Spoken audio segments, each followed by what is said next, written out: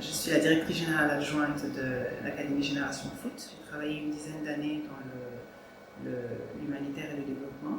J'ai travaillé pour une ONG qui s'occupait des enfants de la rue.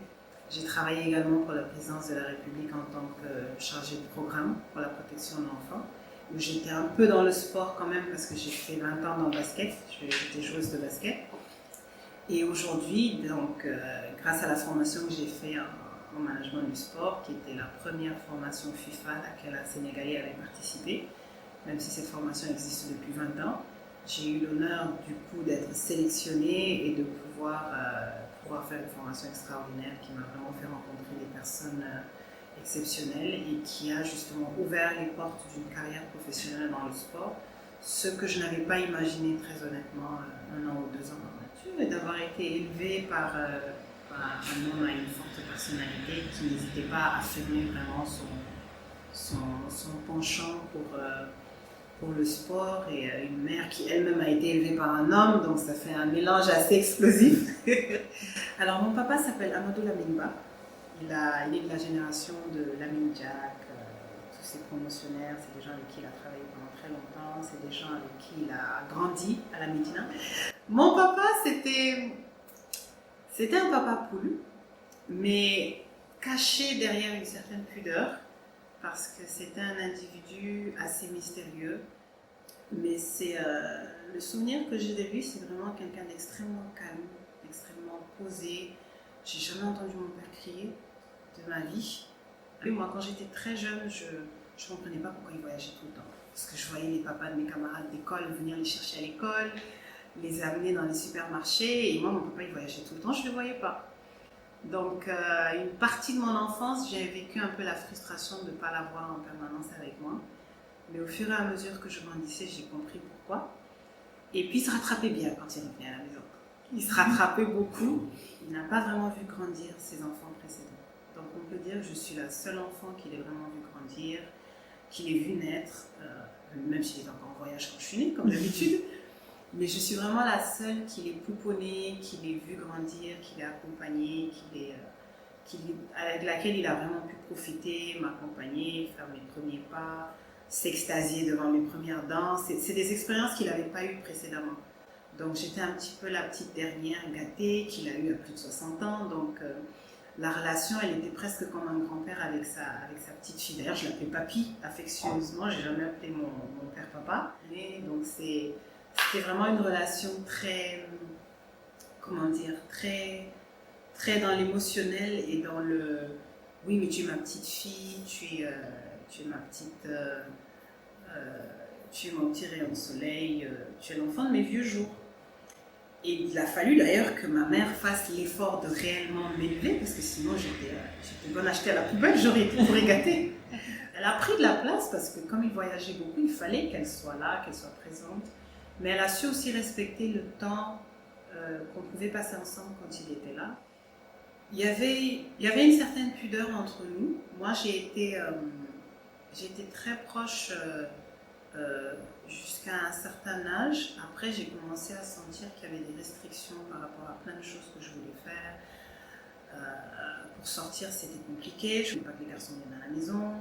Or, quand même, j'étais dans le basket, je ne m'entendais pas trop avec les filles, donc j'avais plus de copains que de copines.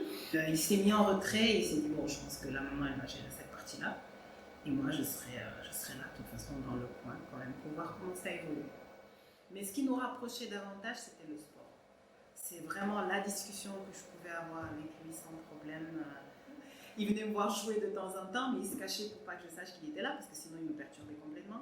Une seule fois, j'ai réussi à le prendre, parce que je l'ai reconnu, je ne sais pas si j'ai senti qu'il était là ou pas, je l'ai reconnu dans le public, j'ai vu qu'il était. Évidemment, ce jour-là, mon match, il était nul, parce que je savais qu'il était là.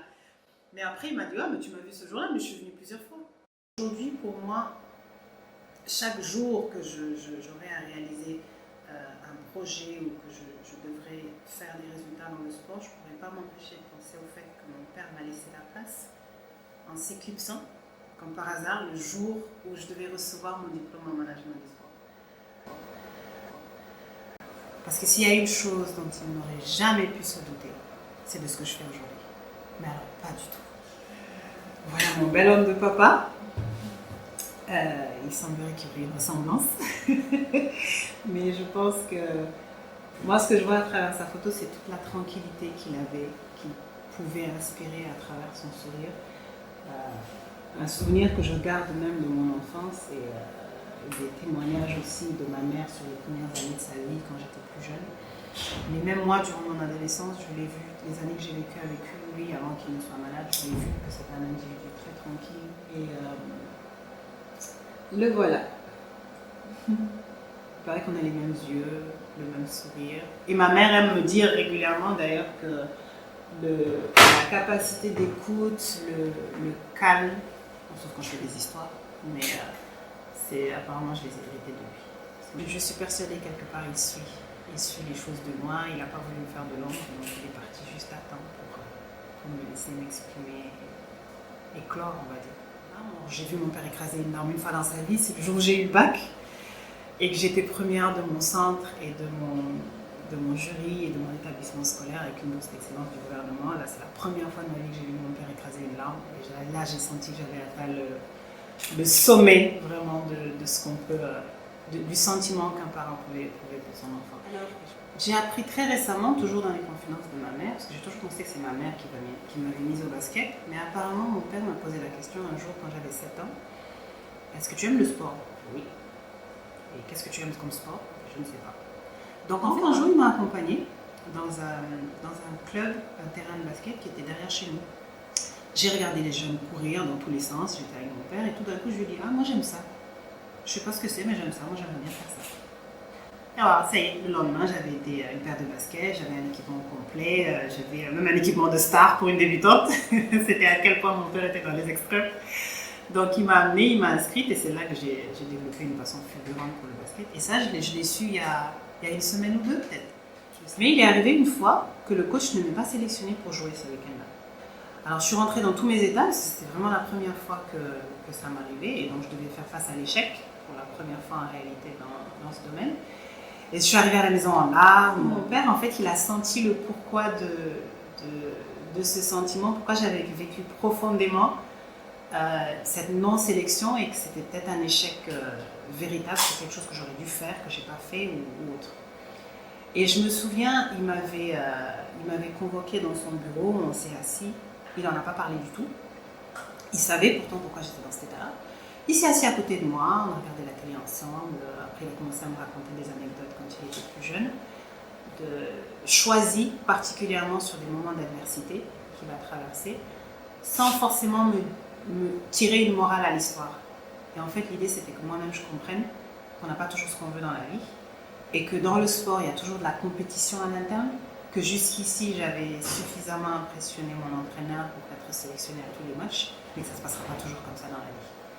Mais il me fallait en fait ce choc, et il me fallait ce discours qui n'était pas forcément direct, mais qui moi-même m'a permis, quand je suis sortie de son bureau ce jour-là pour aller me coucher, de réaliser que mais ça arrive, ça peut arriver. C'est peut-être l'une des seules choses que je regrette, c'est de ne pas avoir pu tout lui dire à 100% à l'époque. Les curiosités, parfois certaines de mes petits bobos, mes peines de cœur, j'aurais bien aimé échanger avec lui, voir ce qu'il en pense, quoi. Quel était son avis d'homme sur la question. Mais je pense que le meilleur moyen pour un parent ou pour un père en particulier de vivre cette relation-là, c'est de faire de ses filles des amis, d'être très proche de ses filles. Mais je pense que voir son enfant naître, garçon ou fille d'ailleurs, c'est là déjà que la relation se crée avec l'enfant. Quand j'ai vu le regard de mon mari sur ses filles quand elles sont nées et qu'il les a prises dans ses bras pour la première fois, je me suis dit, je pense qu'il est en train de se passer un truc.